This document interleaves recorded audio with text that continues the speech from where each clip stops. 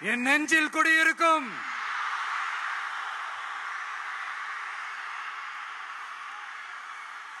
புதுச்சேரி மக்கள் உங்கள் அனைவருக்கும் என்னுடைய வணக்கம். வணக்கம் வணக்கம். எல்லாரும் எப்படி இருக்கீங்க?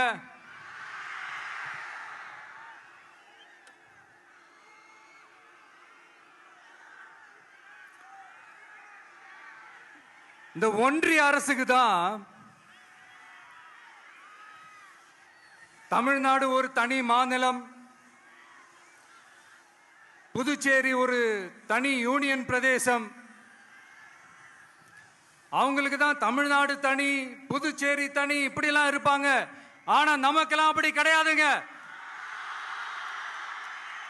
நாமெல்லாம் வேறு வேறு கிடையாது. நாம் எல்லாரும் ஒண்ணுதான்.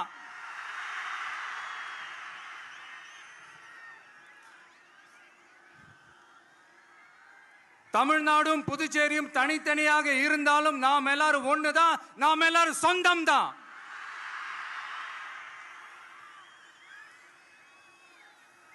வேற வேற வீட்டுல, வேற வேற ஊர்ல, வேற நாட்டுல, வேற ஸ்டேட்ல இருக்கிறதுனால நாம் எல்லாரும் சொந்தங்கள் இல்லைன்னு ஆயிட முடியுமா? அது எப்படி முடியும்? இப்ப பாத்தீங்களா, ஒருத்தருக்கு ஒருத்தர் பார்த்துக்கும் போது அந்த பாச உணர்வு, அதுதாங்க, அது மட்டும்தான். அது இருந்துட்டாலே போதும், வேற எதுவுமே தேவையில்லை.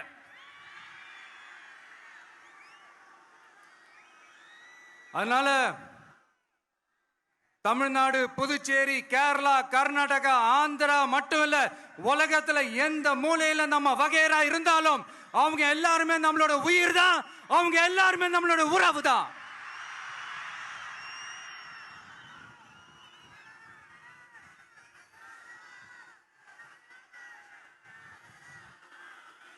புதுச்சேரினாலே உடனே ஞாபகத்துக்கு வர்றது மணக்குள விநாயகர், அரவிந்தர் ஆசிரமம், வில்லியனூர் மாதான் சொல்லி இவங்க எல்லாரும் ஞாபகத்தில் வருவாங்க. அது மட்டும் இல்ல, மகாகவி பாரதியார் அவர்கள் இருந்த மண், பாவேந்தர் பாரதிதாசன் அவர்கள் பிறந்த மண். அது மாதிரி இன்னும் சிறப்புகளை அடுக்கிக்கிட்டே போலாம். ஆனா அரசியல்னு வந்துட்டா ஒரு முக்கியமான விஷயத்தை பத்தி நம்ம சொல்லி ஆகணும். 1977ல புரட்சி தலைவர் எம்ஜிஆர் அவர்கள் தமிழ்நாட்டில் ஆட்சி அமைச்சாங்க. ஆனா அதுக்கு முன்னாடியே 1974லயே இங்க புதுச்சேரியில அவங்களோட ஆட்சி அமைஞ்சது. அதனாலதான் அப்பவே சொன்னாங்க, நமக்காக வந்தவர் எம்ஜிஆர், அவரை தமிழ்நாட்டில் மிஸ் பண்ணிடாதீங்கன்னு நமக்கு அலர்ட் பண்ணதே புதுச்சேரி தான். அப்படிப்பட்ட புதுச்சேரியை நம்மளால மறக்க முடியுமா? அது மட்டும் இல்ல, இங்க இருக்கிற மக்கள் தமிழ்நாடு மாதிரியே புதுச்சேரி மக்களும் என்ன கிட்டத்தட்ட ஒரு 30 வருஷமா என்ன தாங்கி பிடிச்சுக்கிட்டு இருக்கிறீங்க.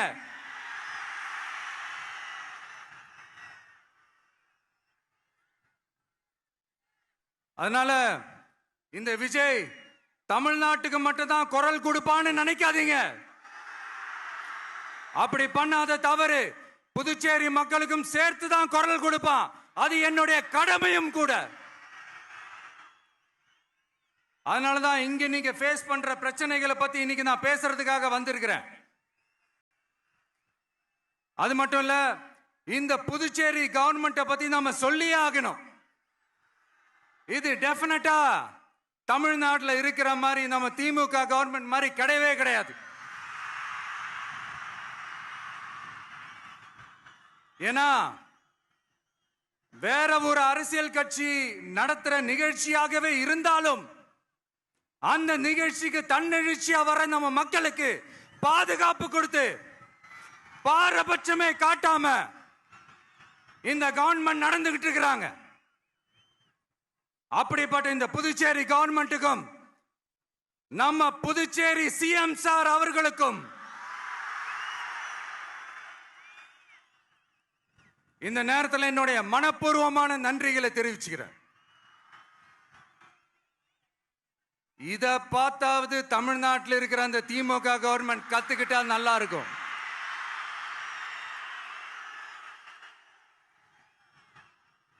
ஆனா அவங்க கத்துக்க மாட்டாங்க. பரவாயில்ல, வரப்போற எலெக்ஷன்ல 100% கத்துக்குவாங்க. அத நம்ம மக்கள் பார்த்துக்குவாங்க.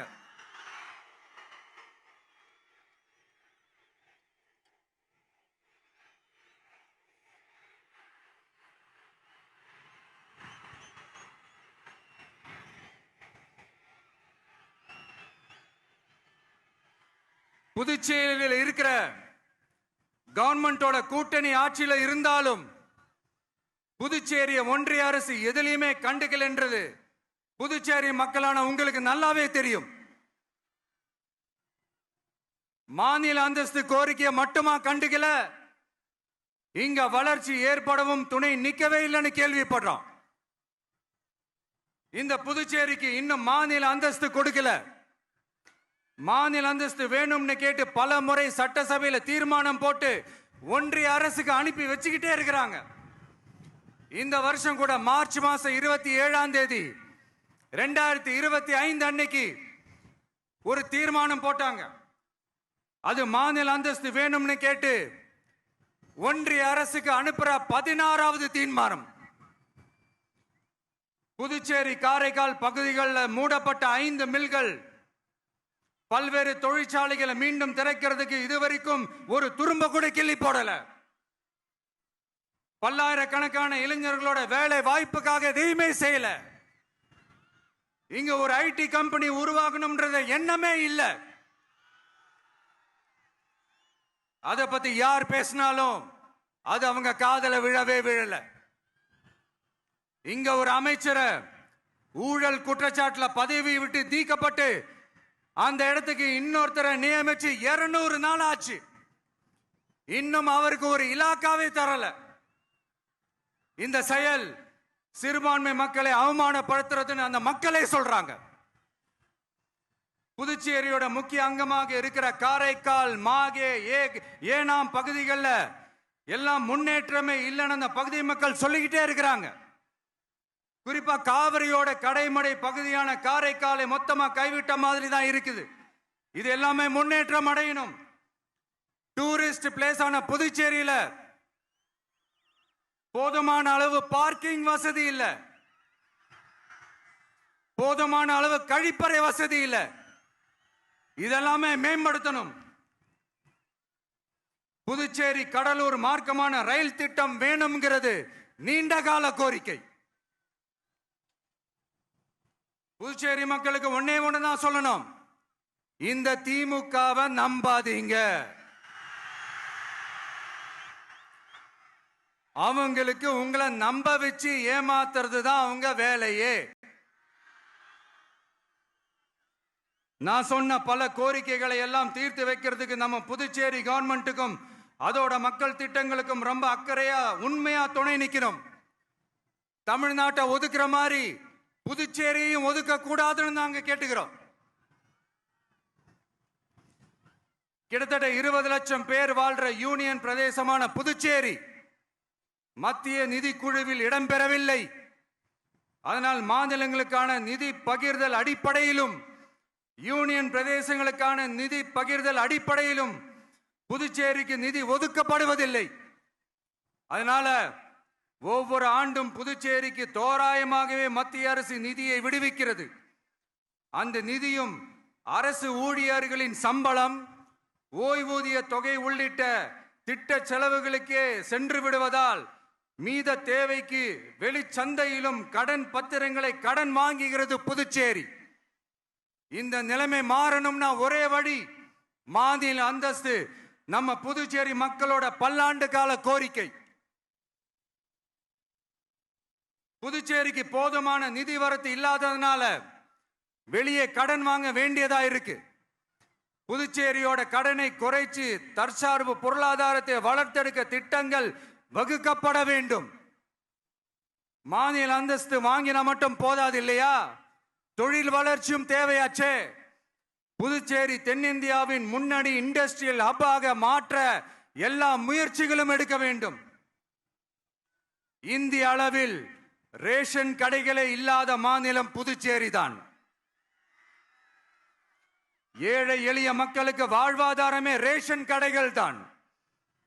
மற்ற மாநிலங்கள்ல இருக்கிற மாதிரி இங்கேயும் அரிசி, சர்க்கரை, பருப்பு, கோதுமை, எண்ணெய்னு அனைத்து பொருட்களும் வழங்கும் முறை சீராக்கப்பட வேண்டும்.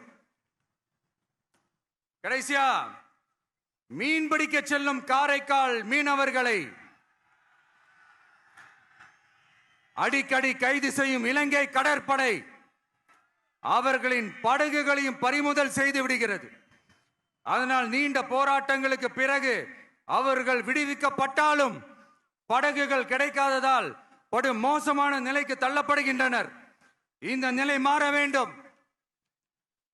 நான் மறுபடியும் சொல்றேன், இந்த விஜய் புதுச்சேரி மக்களுக்காகவும் எப்பவும் துணை நிற்பான். வரப்போற புதுச்சேரி தேர்தல் களத்துல நம்மளுடைய தமிழக வெற்றி கழகத்தின் கொடி பட்டொளி வீசி பறக்கும். கான்பிடென்டா இருங்க, நல்லதே நடக்கும். வெற்றி நிச்சயம்.